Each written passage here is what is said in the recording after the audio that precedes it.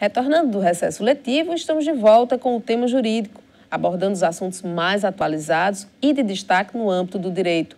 O Conselho Nacional de Justiça, em parceria com o Ministério da Justiça, lançou o projeto Audiência de Custódia, que consiste na garantia da rápida apresentação do preso a um juiz no caso de prisões em flagrante. A ideia é que o acusado seja apresentado e entrevistado pelo juiz em uma audiência em que serão ouvidas também as manifestações do Ministério Público, da Defensoria Pública ou do advogado do preso.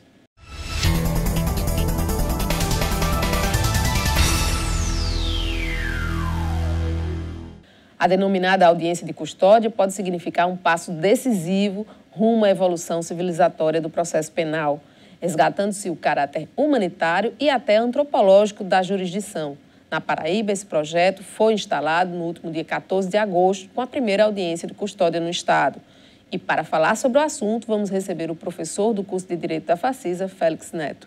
Professor, seja muito bem-vindo, estreando o nosso retorno aqui ao tema jurídico, depois de um recesso aí das férias do meio do ano. E trazendo um assunto que está super recente, né? A primeira audiência aconteceu na semana passada e queria saber do senhor, a gente faz parte aí de um acordo americano que a gente assinou na década de 90 em relação a essas audiências de custódia e porque só agora é que a gente está, de fato, colocando isso em prática. Boa tarde, Carla. Obrigado pelo convite e participar aqui sobre uma discussão de uma temática muito atual. A audiência de custódia é um tema que já deveria ter sido implantado há muito tempo no Brasil, porque nós assinamos tratados internacionais, nós firmamos tratados internacionais no sentido exatamente de fazer com que essa audiência de custódia viesse a ser realmente e efetivamente implementada. O que é necessário é entender o que é a audiência de custódia.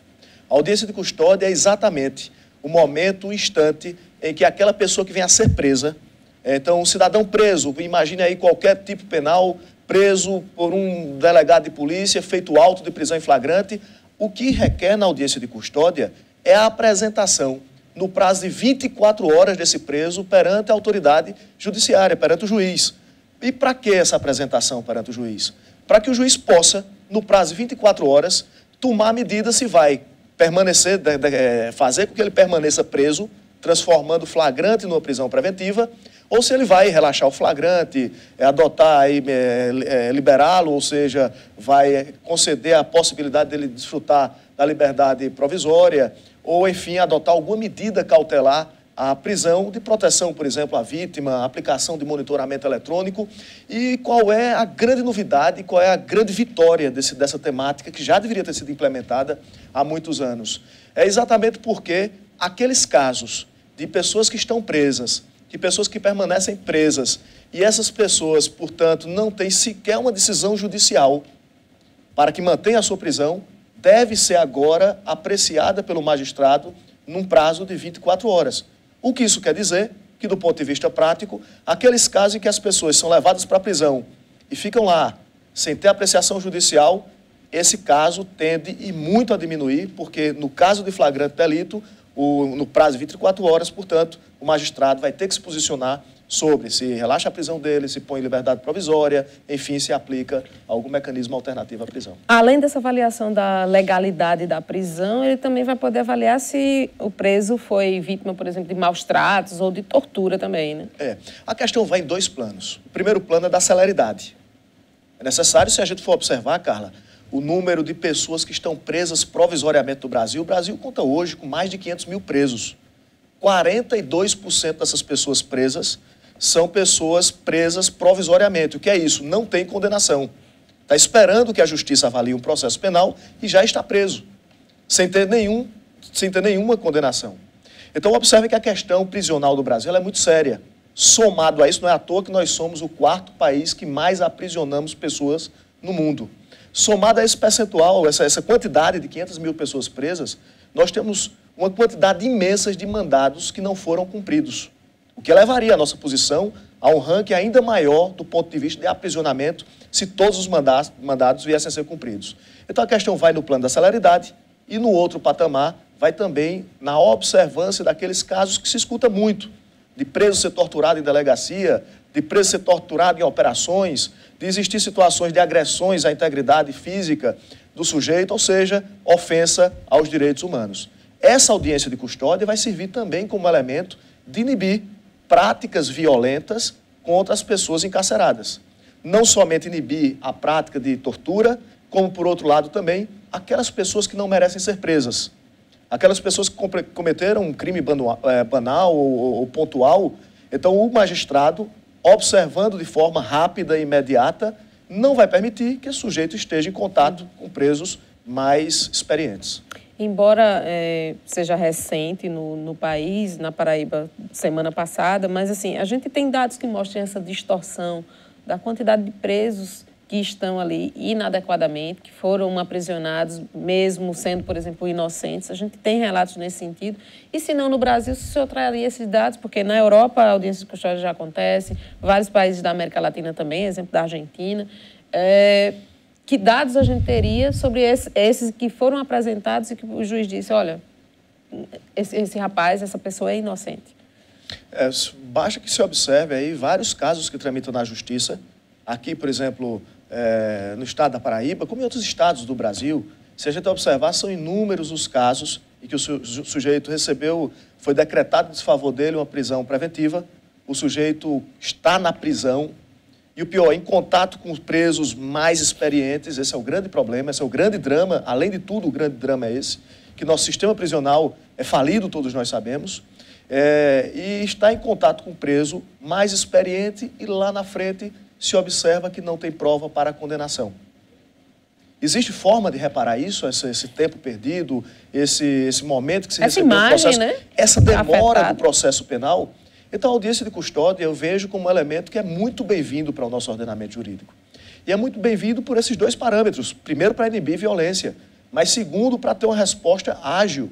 Não é possível, num sistema prisional como nós temos, falido como nós temos, a gente ter presos condenados, muito bem, está cumprindo sua pena, mas ali você tem uma gama de pessoas provisoriamente presas sem ter ainda uma posição quanto ao seu processo, que já está cumprindo pena, portanto, de forma antecipada. A gente continua essa conversa já já. Vamos para o nosso primeiro intervalo e na volta falaremos sobre a relação dos direitos humanos com a audiência de custódia.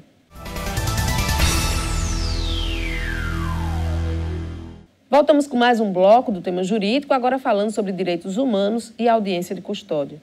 Professor, o juiz que tem lá seus afazeres, todos os processos para ele analisar, vai ser o mesmo juiz que vai ter que ser deslocado, vamos dizer assim, para atender aquele preso que chegou naquela hora. E olha, a demanda de prisões não deve ser pequena. Mas, nessa perspectiva do direito humano, todo e qualquer processo que já está ali esperando é segundo plano em relação a uma vida que pode ou não ir para a prisão, de repente até injustamente. Queria lhe ouvir um pouco sobre isso. Carla, como é que tem funcionado? Como é que funcionava até antes da implementação da audiência de custódia? A regra do nosso Código de Processo Penal era a seguinte: o sujeito preso em flagrante deve ser levado à autoridade policial. O delegado, portanto, conduz o auto de prisão em flagrante, instaura o auto de prisão em flagrante, e ele tem um prazo, o delegado, de 24 horas para comunicar tanto ao juiz quanto ao Ministério Público e à Defensoria Pública da prisão desse cidadão. Então, já existia esse prazo de 24 horas como obrigação da autoridade policial de comunicar a prisão de alguém. Qual é o drama e é o grande desafio da audiência de custódia? Será que nós temos pessoal, estrutura para implementar agora não somente uma comunicação do auto de prisão em flagrante, que muitas vezes era comunicado e ficava lá para uma apreciação futura, o sujeito preso, aguardando que tivesse juiz, aguardando plantonistas que algumas vezes não se fazia presente na comarca, enfim, situações práticas já difíceis. Qual é o desafio, portanto? É saber se nós teremos condições e estrutura de ter magistrado aguardando que alguém seja preso e que seja apresentado a ele. Então, esse sim é o grande desafio, sem dúvida. Tanto aí para resolucionar a questão, ou implementando de forma com mais cautela, de forma prudente, o ministro Lewandowski, juntamente com sua assessoria e destacadamente o desembargador Lanfred, que faz parte da assessoria do ministro, nas discussões que tiveram aqui na Paraíba e em outros locais do Brasil, foi exatamente no sentido de apresentar projetos pilotos. Então, por exemplo, na Paraíba, está funcionando exclusivamente na comarca de João Pessoa, para ver como é que vai ser o funcionamento e, claro, depois, dando certo, expandir para as demais localidades. Então, os estados estão aderindo. São Paulo teve o projeto piloto e, então, o Brasil, como um todo, começou a adotar também, implementar a audiência de custódia e, como projeto piloto, para exatamente conseguir vencer essas dificuldades. Há uma dificuldade de estrutura, tanto em relação ao magistrado, que tem uma gama de processos, tem uma pauta de audiência severa, muitas vezes, e paralisaria essa audiência para receber o preso e fazer uma audiência à parte, qual seria o horário. E a grande questão posta é que essas instâncias que atuam no combate à criminalidade, que estão ali tratando exatamente de resolver conflitos sociais, elas têm que se comunicar. Porque há uma dificuldade também, no caso da Polícia Civil, em retirar seus agentes de investigações, retirar seus agentes da própria vivência da delegacia para levar um preso até o fórum, para levar o preso até o juiz. Então, a estrutura dos dois lados, não somente do Poder Judiciário, mas também do Poder Executivo, é importante que se tenha também. E, nesse sentido, o Ministério da Justiça disse que pretenderia financiar a instalação de centrais de alternativas penais. O senhor tem acompanhado isso também? Algum estado que já avançou nesse sentido? Na Paraíba, na discussão com o doutor Lanfredi, foi a primeira pergunta que o Poder Executivo fez. Tudo bem, o Poder Executivo quer entrar nesse grande projeto, mas qual é a contrapartida que nós temos do ponto de vista de implementação de estrutura? O CNJ, na visita que fez à Paraíba, disse expressamente que há total apoio para a implementação desse projeto, porque esse projeto ele tem dois grandes benefícios para a coletividade. O primeiro é a celeridade dos processos. O segundo é o respeito aos direitos humanos, como você bem falou. E, mais do que isso, não somente o respeito aos direitos humanos e a celeridade processual, como não é possível, não é mais possível ter um sistema penitenciário, como nós temos, superlotado. Se a gente observar, um dado que se discute muito hoje, é que de 1990 até 2013, nós crescemos mais de 500% da nossa população carcerária.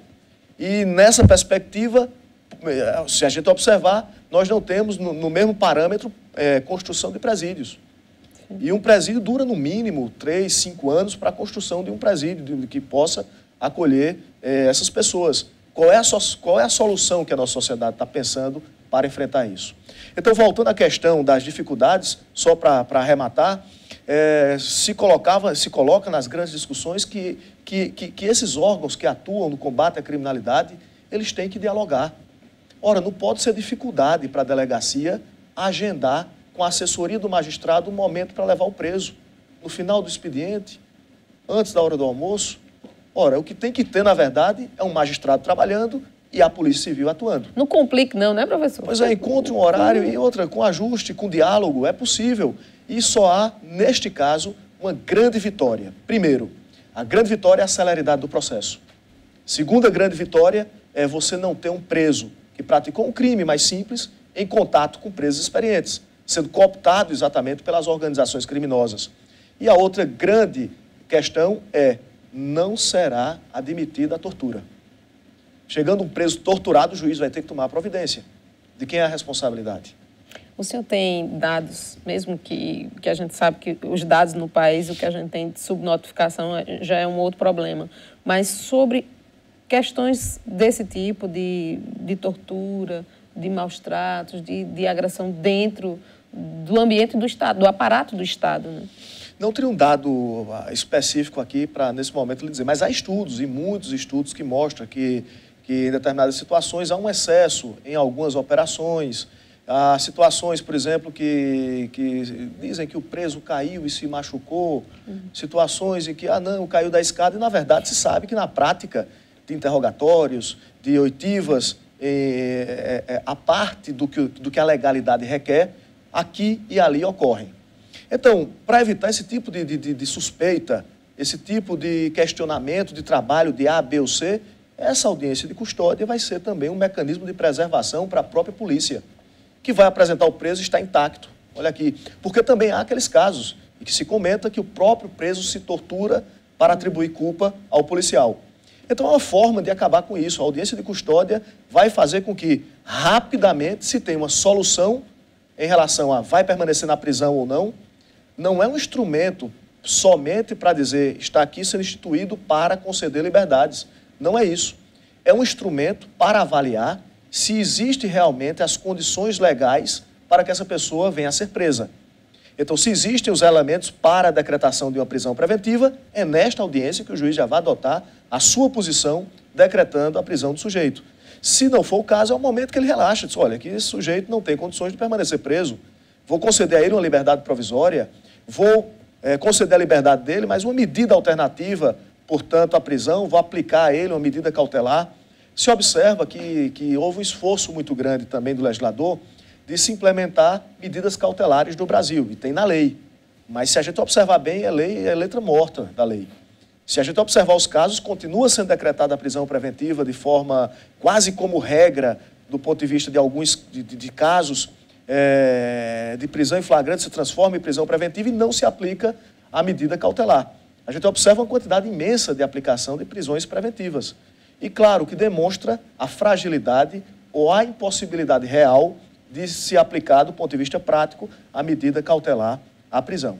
Então, essa audiência de custódia vai também servir nesse ponto, de fomentar, discutir a possibilidade de alternativas à prisão, deixando a prisão para aqueles casos que realmente são necessários. Ok, professor. Vamos para mais um intervalo e é 1 minuto só. Estamos de volta com o nosso último bloco, agora falando sobre os impactos da audiência de custódia e sua relação com o sistema prisional. Professor, para ficar claro, numa audiência de custódia, por exemplo, é possível já pedir a absolvição do réu, da pessoa que foi presa? Muito bem colocada essa pergunta, porque algumas pessoas têm dúvida quanto à finalidade própria dessa audiência. A audiência de custódia não é uma audiência de instruir processo, de instrução processual. Não é o momento de ouvir testemunha, não é o momento do sujeito ser interrogado, não é momento... Ou seja, a audiência de custódia, ela não pode ser tida, não pode ser vista como uma antecipação de etapas. Não pode ser vista como a audiência que vai instruir o processo para uma decisão posterior, ou alegações finais, pedido de absolvição, pedido de condenação. Ela é uma medida que se estabelece para que se tenha uma rápida apreciação dos requisitos relacionados à transformação do flagrante em prisão preventiva ou não. E o que vai servir de base, tanto para a postura do Ministério Público, para a postura da Defensoria Pública e do próprio juiz, é o relato do... Que o auto de prisão em flagrante. A delegacia vai prender o sujeito, faz uma peça chamada auto de prisão em flagrante, comunica ao juiz e já estabelece o canal de contato com o Poder Judiciário para que se marque essa audiência de custódia para que o delegado possa levar o preso, para que a Polícia Civil possa levar o preso até o Poder Judiciário. Então, marcada essa audiência, a finalidade dela, o papel do magistrado, e vai ouvir o Ministério Público, vai ouvir o Defensor Público, vai ouvir o próprio preso. Então, depois de ouvir todos, inclusive observando e analisando o auto de prisão em flagrante, então o magistrado ele vai tomar a sua decisão se mantém preso e já transformando o flagrante em preventiva ou se relaxa a prisão do sujeito, porque não seria o caso de transformação em prisão preventiva. A gente sabe que o número de juízes, de promotores é um número diminuto, mas seria o caso da gente pensar numa estrutura de juízes plantonistas para as prisões em flagrante ou não seria por aí? Em comarcas como, por exemplo, João Pessoa, imagino que pela quantidade dos conflitos sociais, pela quantidade da população, se exigiria você ter juízes dedicados exclusivamente à audiência de custódia. Em São Paulo, claro, a população é imensa, você pode designar magistrados ou que tenham exclusivamente essa função, essa competência de apreciar, portanto, esses casos. Mas as questões de reflexão se dão, sobretudo, nas comarcas menores. Imagine, por exemplo, aqui no estado da Paraíba, uma comarca como, não sei, Cabaceiras, por exemplo, será que teria uma quantidade de flagrantes suficientes para você ter um juiz somente dedicado a isso? Imagino que não. Então, é uma questão também de organização entre Poder Judiciário, entre aqueles que atuam, entre Poder Judiciário, Polícia, para que se tenha uma boa implementação desse instrumento. E mais do que isso, não basta somente o diálogo entre Poder Judiciário e Polícia. Vai envolver também outros mecanismos relacionados ao Poder Executivo, porque a ideia também é que se tenha condições de prestar assistência social, para que se possa prestar também outras medidas para que evite que esse sujeito ele venha a voltar a estar cometendo crime e que possa já ser adotada nessa própria audiência de custódia como estratégia para que esse sujeito não volte a cometer novos crimes. O senhor tem relato de como é que foi essa primeira experiência em João Pessoa? Em João Pessoa, eu soube que o primeiro caso, o sujeito teria sido preso em flagrante, foi levado para a magistrada, na presença do ministro Lewandowski, e analisaram os elementos do auto de prisão em flagrante e observaram que aquele caso não era caso de transformação em prisão preventiva. Observa a agilidade da decisão do Poder Judiciário. Em 24 horas estava decidido, vai para a prisão ou não vai. Evita, Carla, aqueles casos em que o sujeito é preso em flagrante e fica ali esperando que alguém avalie o auto de prisão em flagrante, enfim, e que tem casos e relatos que o sujeito permanece preso mais tempo do que o que merece. Tem um aspecto econômico também nisso, né? A partir do momento que não vai mais um para o sistema prisional, para além de todas as questões dos direitos humanos que a gente já colocou aqui, mas a questão de um custo que é real, a mais de uma pessoa que estaria dentro do sistema prisional. Sem dúvida. Alguns doutrinadores colocam que um preso representa para o Estado algo em torno de 3 a 4 mil reais, essa faixa. A depender do sistema prisional onde você estiver inserido, os presos, por exemplo, no sistema federal é mais caro, então representa um custo expressivo mensal para o Estado. E observe, de casos que não merecia estar na prisão. Pois é. Os casos que merecem, sim, está lá recolhido com o tratamento rigoroso que merece ser aplicado no caso específico do sistema penitenciário. Mas aqueles casos que não merecem e que aguardam resposta, além de um custo, além de uma liberdade tolhida, além de um contato criminógeno extremamente grave, o sujeito está exposto à cooptação de grupos organizados. Professor, existe uma perspectiva de quando essa audiência chegaria, por exemplo, comarca de Campina Grande? Campina Grande está se esforçando para também entrar nessa perspectiva de projeto piloto. Não é? Tanto é que houve um pedido, estive presente juntamente, diretamente com o doutor Lanfredi, o professor Luciano Nascimento, o professor Hamilton, a reitoria da Universidade Estadual da Paraíba, dentro dessa perspectiva do projeto, pedindo para que também estendesse para Campina Grande. E foi visto com bons olhos pelo Tribunal de Justiça do Estado da Paraíba. Então é possível que se estenda à nossa cidade. Aliás, há uma grande esperança daqueles que atuam no setor, na área penal da nossa cidade, que venha a ser implementado também em Campina Grande a audiência de custódia. Inclusive, nós temos na Facisa um professor, um magistrado, doutor Alexandre Trineto, que é um estudioso sobre o tema e que pode perfeitamente colaborar muito na implementação desse instrumento aqui na nossa cidade de Campina Grande. A viabilidade, o senhor acredita que seria total? Total. Inclusive, setores da polícia dizem que se vier a implementação estará disposto a contribuir. O próprio governador do estado, quando recebeu a comitiva do doutor Lanfredi, também se dispôs a colocar a estrutura necessária para que pudesse ser implementada efetivamente a audiência de custódia aqui na Paraíba. Professor, nosso tempo acabou. Eu quero agradecer muito a sua participação, a sua presença aqui, para iniciarmos o semestre para o tema jurídico e trazendo um tema extremamente atual, como o senhor disse no começo da entrevista. Muito obrigada pela sua participação. Muito obrigado, à disposição sempre. Obrigada a você também pela sua audiência aqui na TV Itararé. Se você tem alguma sugestão de tema, nos envie. Curta nossa fanpage e siga nosso canal no YouTube. Bom final de semana e até sábado que vem.